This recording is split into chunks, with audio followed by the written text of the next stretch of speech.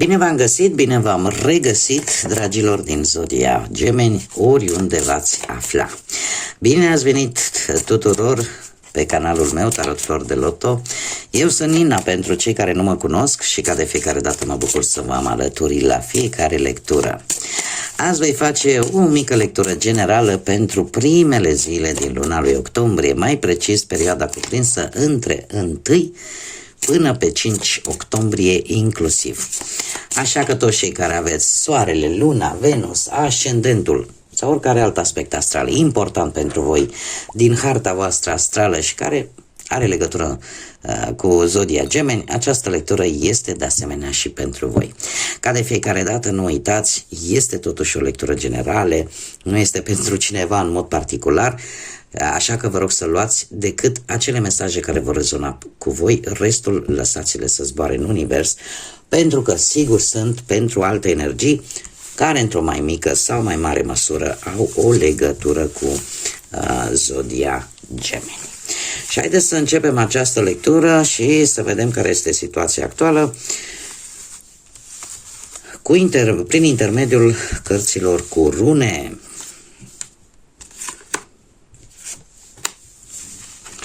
Haideți să vedem ce ne spun runele pentru voi, dragilor.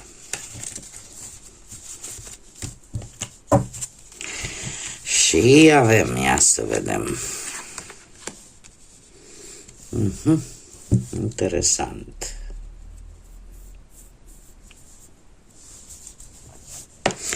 Dragilor, voi ați depus un anumit efort vis-a-vis de o situație unde parcă nu prea ați văzut rezultate. Aș zice că asta totuși nu vă face să vă dați bătuți. Ba chiar aș putea să zic că ați prins rezistență și foarte multă perseverență. Adică cumva nu v-ați dat bătuți, dar nici considerați voi că asta e drept, asta trebuie voi să faceți. Chiar dacă nu, acest efort nu a dat rezultat. Nu știu, orică ați încercat să vă împăcați cu cineva, orică ați încercat să faceți până la urmă ceea ce era corect, ceea ce era drept de făcut. Poate că ați încercat să faceți anumite schimbări, chiar și pozitive, sau anumite schimbări necesare în viața voastră, dar unde parcă nu vedeți voi rezultate. Și asta, până la urmă, parcă v-a făcut și mai încăpățânați și mai ambițioși și parcă tot această rezistență, da? Sau acest rezultat nu tocmai cum v-ați fi așteptat voi, de fapt va urca și mai tare ambiția. Trebuie să vă zic că de moment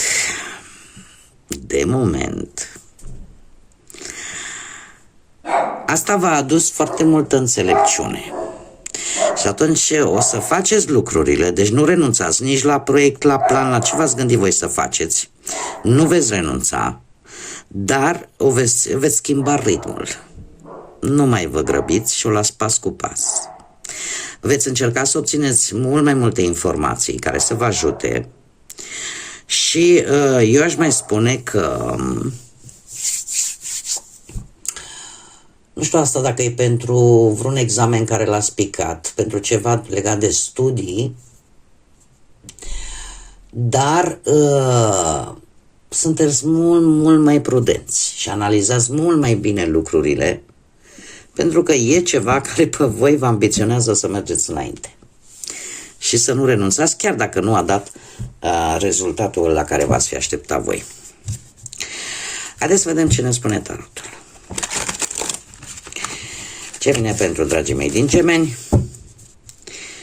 în perioada 1 până pe 5 octombrie inclusiv. Haideți să vedem.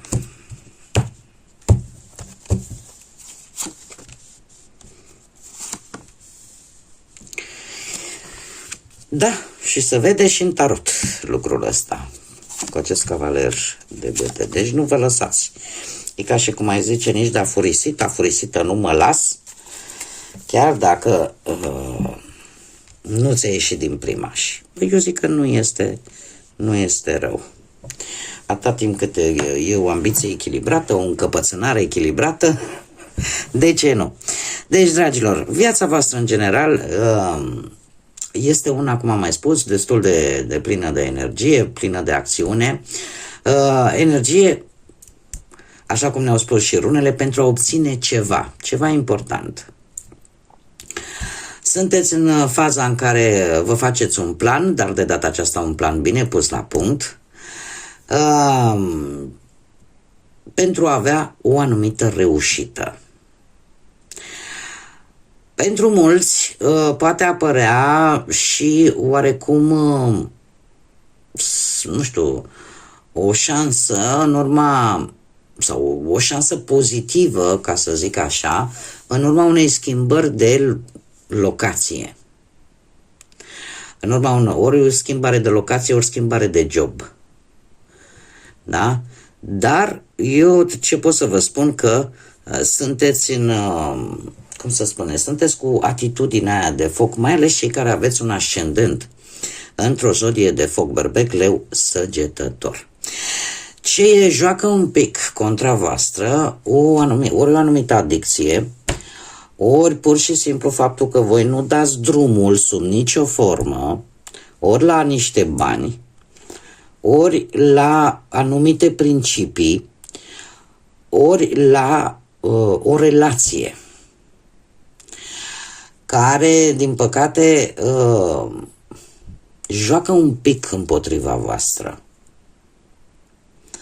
Ori că aveți un atașament destul de anxios față de cineva, sau pur și simplu sunteți mai posesivi. Mai posesivi și poate nu vă plac riscurile. E posibil să dați poate prea multă valoare banilor. Eu știu că banii sunt importanți, dar nu reprezintă tot.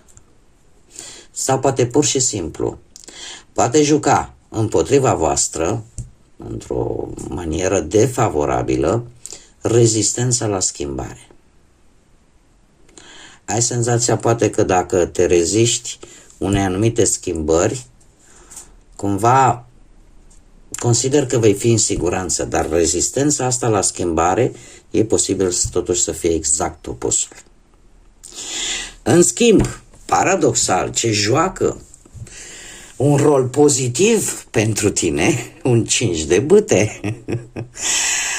Ce înseamnă asta? O să ziceți, cei care mai mă urmăriți și știți, domne, 5 de bâte, ai conflict, ai ceartă, ai nebunie, ai competiție.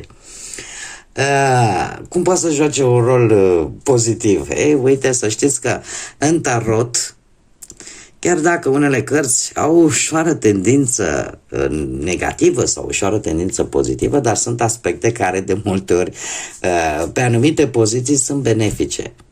Da, am studiat cu ceva timp în urmă, vreo 2 ani,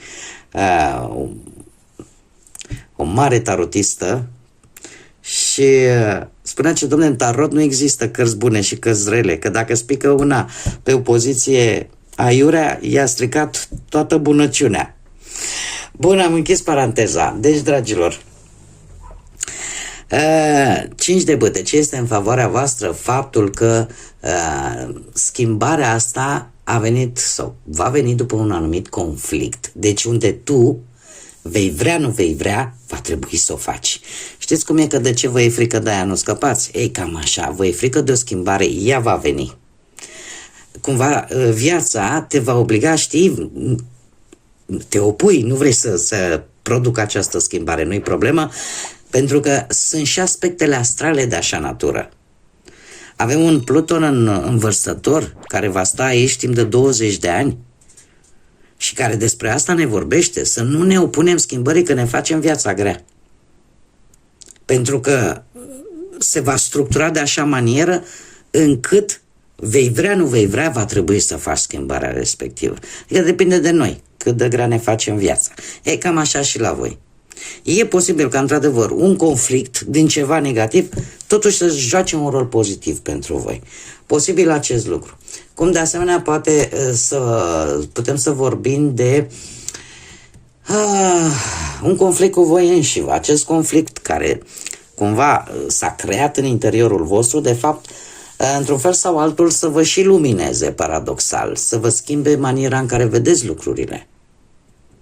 Să vă formați așa o nouă perspectivă vis-a-vis de o anumită situație. Cum de-al minteri, aș mai zice că, într-adevăr, e vorba și de o competiție, mai ales dacă vorbim pe partea asta profesională, o competiție, poate pe un job, da? Dar care, pentru voi, această competiție va fi un punct pozitiv. Pozitiv, mai ales dacă sunteți stăpâni pe respectiva activitate, sunt mai șanse să obțineți acel post, adică să joace un rol favorabil pentru voi. Mergem mai departe. Pe partea sentimentală, cei care sunteți într-o relație, posibil o relație recentă, totul este ok, totul este roz, că n-ai la început, n-au apucat să vină problemele și totul este în regulă.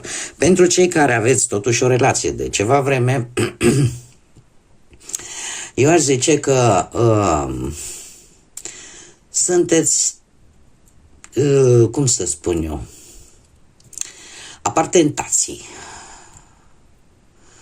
Ori apare tentația iluziilor, să vă faceți tot felul de iluzii și știți cum e când dă realitatea cu noi de pământ, atunci e cam urât, e dureros, sau tentații la propriu. Dragii mei, nu, uite că și când am făcut lecturile pe octombrie, nu e cel mai bun moment în luna asta lui octombrie să vă lăsați distrași așa de orice apare în viața voastră. Eu știu că sunt momente, voi ca și zodie în general, voi sunteți schimbători câteodată, da? E un pic mai greuț la voi să vă legați foarte puternic de ceva anume. Da? Pentru că firea voastră este aceea, o fire curioasă, știi, care se bucură de viață, care câteodată se plictisește și repede. Dar mare grijă cu aceste tentații, mai ales pentru cei care aveți o relație de ceva vreme.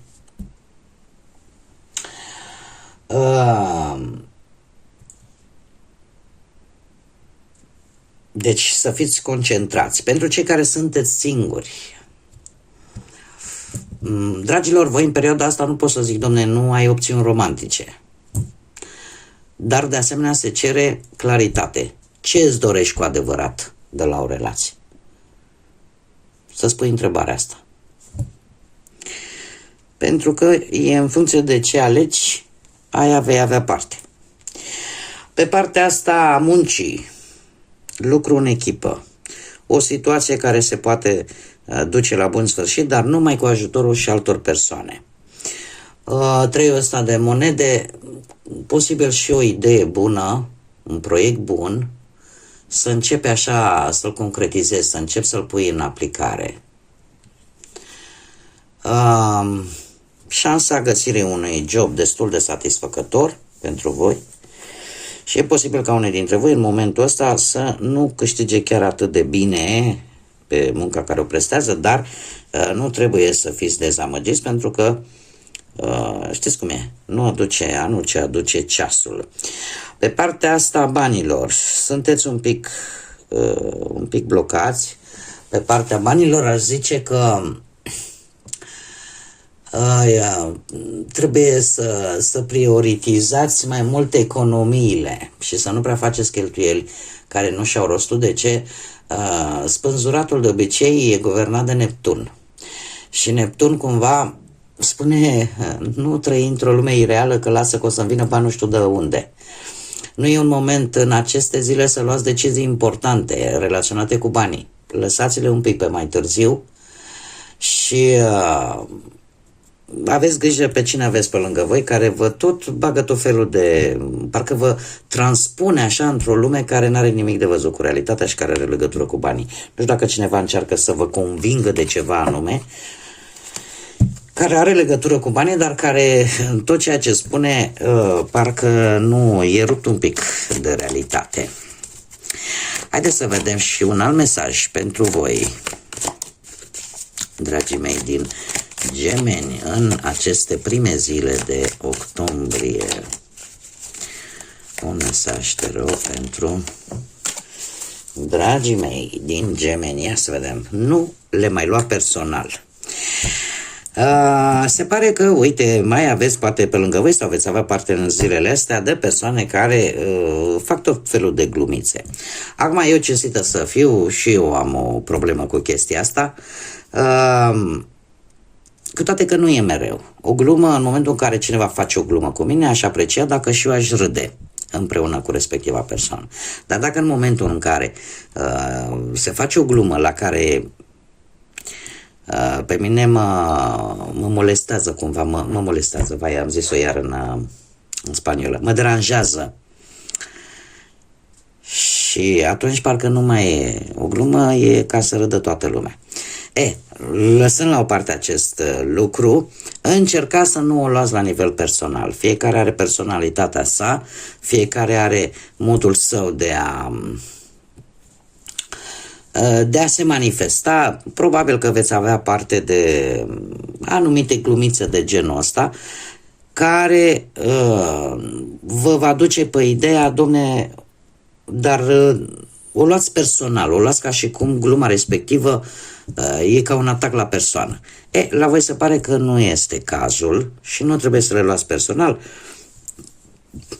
Fiecare are metoda sa de a face glume, da? Sau de a spune anumite lucruri în maniera sa. Asta înseamnă că întotdeauna e ceva personal. Pur și simplu poate nu le are cu glumele.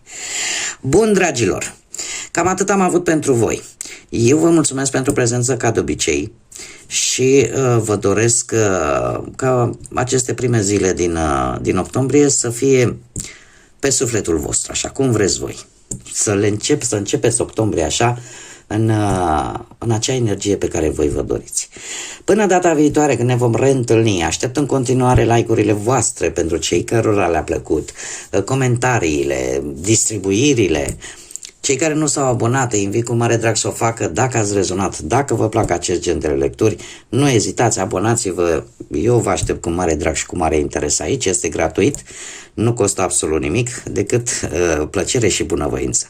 Până data viitoare, când ne vom reîntâlni la o nouă lectură, tot binele din lume, multă energie pozitivă și, desigur, să fiți iubiți, dragilor!